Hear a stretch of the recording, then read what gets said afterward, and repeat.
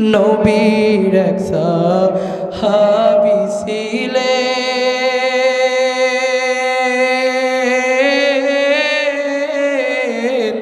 হানজালা নামেতে,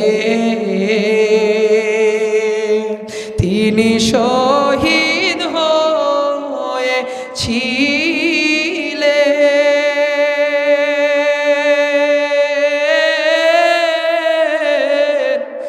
বিবাহর রাত রেতে রে সেই জঙ্গে উহুদে। আল্লাহর নবীর একজন সাহাবী, নাম তার হানজালা। নাম শুনছেন আপনারা? আল্লাহর নবীকে এত ভালোবাসতেন হানজালা, আল্লাহর নবীর জন্য তিনি নিজের জীবনটা দিয়ে দিয়েছে, তবুও যার্রা পরিমাণ পর্যন্ত স্ত্রীর কথা ভাবে নাই, সংসারের কথা ভাবে নাই, সন্তানের কথা ভাবে নাই। নতুন বিবাহ করছে হানজালা, সকালবেলা গোসল করার জন্য, ফরজ গোসল করার জন্য গোসলখানার ভিতরে গোসল করার জন্য চলে গেছে। বাবা, এমন তো অবস্থায় কে যেন বলে, এই কে কোথায় রে? আল্লাহর নবী, দিনের নবী শহীদ হয়ে গেছে, কে কোথায় আছোস আয়। সবাই তাড়াতাড়ি করে বের হয়ে গেছে। আল্লাহর নবীর সাহাবা হযরতে হানজালা রাদিয়াল্লাহু তাআলা আনহু ফরজ গোসল করার জন্য বাসর কইরা ফরজ গোসল করার জন্য গোসলখানায় ঢুকছে। যেই মাত্র শুনছে আল্লাহর নবী, দিনের নবী উহুদের ময়দানে শহীদ হয়ে গেছে, খবর শোনা মাত্রই আল্লাহর বান্দা, আল্লাহর নবীর সাহাবী হানজালা গোসল বাদ দিয়ে একটা দৌড় দিয়া বিবির দরবারে চলে যায়, বলে, বিবি রে, তরবারি দে আমারে, তরবারি দে রে বিবি, আমারে তরবারিটা বের করে দে। হুজুর গো, আপনি গেলেন গোসল করার জন্য, আপনি তরবারি দিয়ে কি করবেন? এই ভাই সাউন্ড বাড়ান, এই সাউন্ড কমলো কেন ভাই? এরকম ভাবে ডাকতে বলতেছে, বিবি আমার তরবারিটা দাও, আমি উহুদের ময়দানে যুদ্ধ করার জন্য যাব।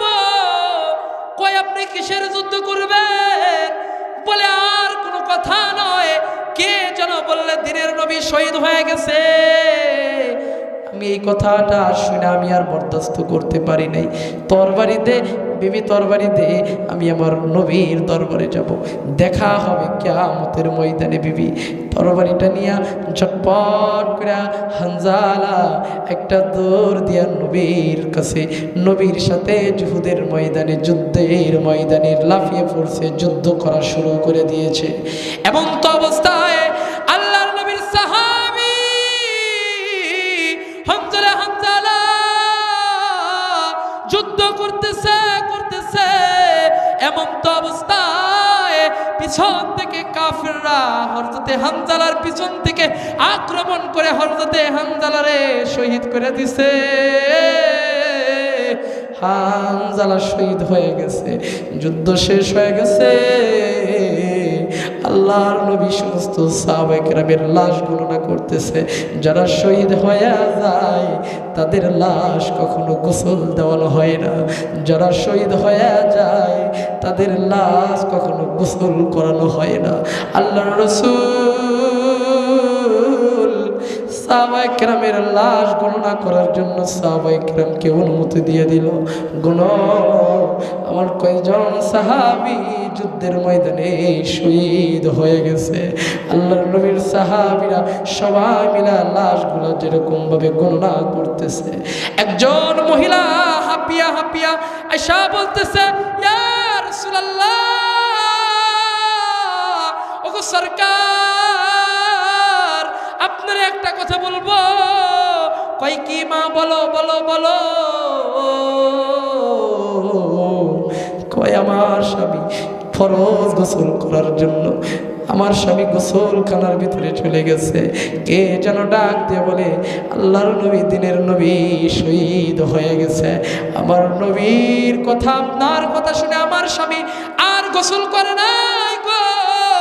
গোসল বাদ দিয়া আমার থেকে তরবারি নিয়া ঝাঁপিয়া পড়ছে যুদ্ধের ময়দানে। আল্লাহর হাবিব গো,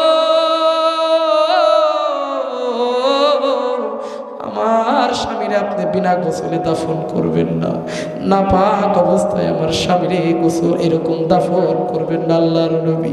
সাহাবায়ে কেরামকে ডাক দিয়ে বললেন, সাহাবীরা রে, আমার হানজালার লাশটাকে তালাশ কর, দেখো আমার হানজালার লাশ কোথায়। সাহাবায়ে কেরাম উহুদের ময়দানে, যুদ্ধের ময়দানে লাশটাকে তালাশ করতেছে। হানজালার লাশ কোনো জায়গায় পাওয়া যায় না। সাহাবায়ে কেরাম পাগল হয়ে গেলেন। দিনের নবী পাগল, চোখ থেকে ঝরঝর করে পানি ছেড়ে দিছে। সাইরা বলতেছে, আমার হানজালার লাশ কই? সবাই হাউমাউ করে কান্না শুরু করে দিছে। এমন তো অবস্থায় জিবরাইল আমিন আল্লাহর রাসূলের কাছে এসে বলে, আল্লাহর হাবিব গো, আপনি কান্না করিয়েন না, আপনার হানজালার লাশ কাফেররা নিয়ে যায় নাই, আপনার হানজালার লাশ নাস্তিকরা নিয়ে যায় নাই, আপনার হানজালার লাশ ফেরেশতারা আসমানে উঠে নিয়েছে। ফেরেশতারা আসমানের জান্নাতের পানি দিয়া হুরেরা আল্লাহর নবী আপনার সাহাবী হানজালার গোসল সম্পন্ন করে দেবে, আপনি টেনশন করিয়েন না। আরে বাবা, হানজালার জন্য এরকম ভাবে সাহাবী পাগল, আল্লাহর রাসূল পাগল। আল্লাহর হাবিবের জন্য হানজালা নিজের জীবন পর্যন্ত দিয়ে দিল। নিজের নতুন বিবির কথা ভুলে, বাসর রাতের কথা ভুলে, সংসারের কথা ভুলে এক লাফ দিয়ে উহুদের ময়দানে ঝাঁপিয়ে পড়ল। বাবা কান্দিয়া ব্যাকুল রে,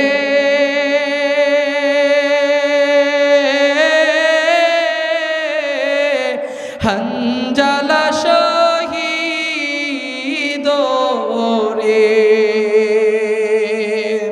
কলিজা ভেঙেছে সেই জঙ্গে ইহুদি, কলিজা ভেঙেছে সেই জঙ্গে ইহুদি। নবীর এক সাহাবী ছিলেন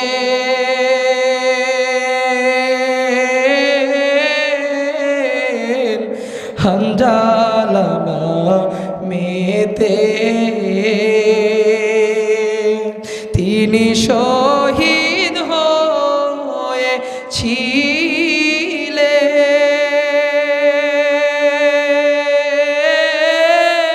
হয়েছিলেন বিবাহর রাত রেতে রে সেই জঙ্গে ইহুদে। নবীর ডাকে আদার রাতে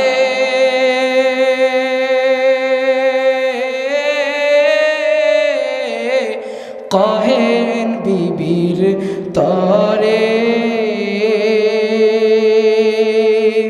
বিয়ের রাত রে চলছে বনে,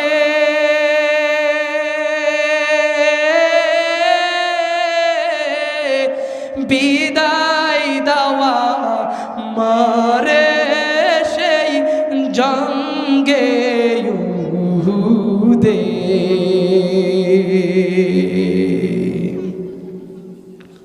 হানজালা নবীর জন্য শহীদ হয়ে গিয়েছে, নবীর জন্য নিজের জীবনটা দিয়ে দিয়েছে।